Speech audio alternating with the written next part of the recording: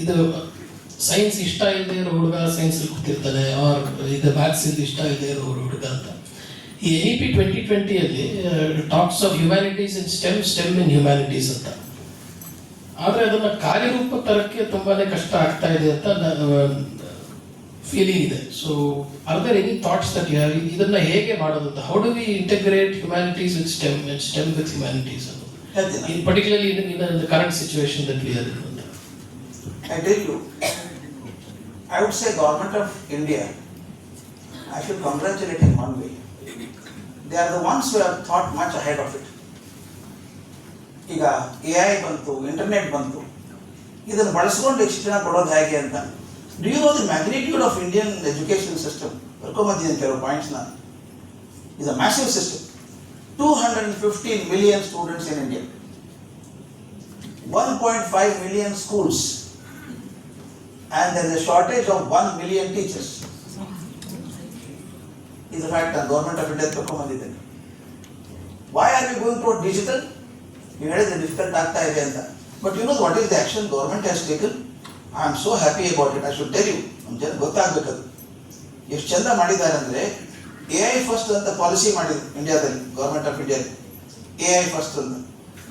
ನಾವು from 26-27 coming year, academic year, Ministry of Education has introduced AI literacy in the school curriculum from grade 3 onwards.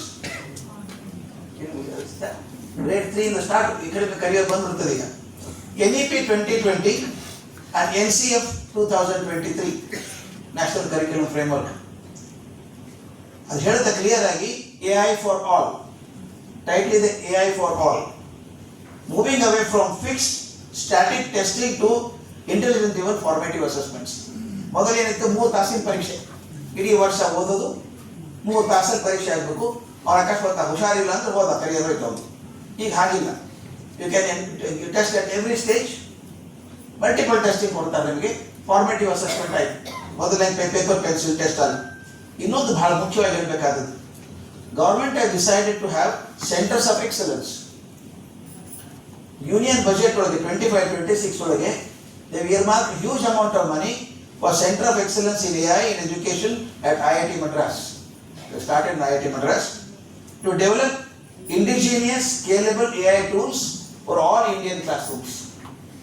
That means Government of India has taken very, very clear step in integrating AI into classroom from 26-27. It starts.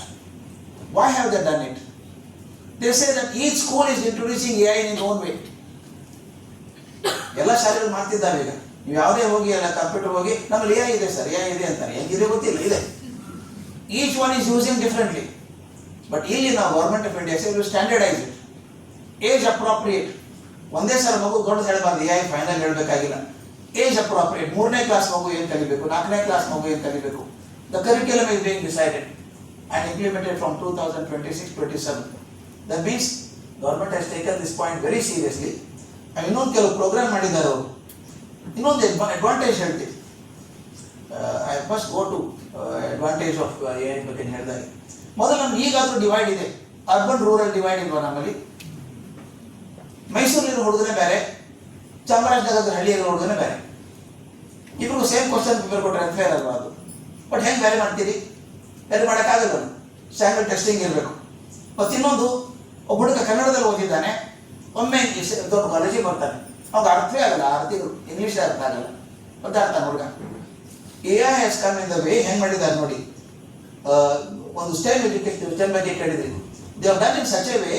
Stem education ಏನು content ಇದೆಯೋ ನೀವು AI-ದಲ್ಲಿ ಹಾಕಿದರೆ you can translate it simultaneously to 22 vernacular languages.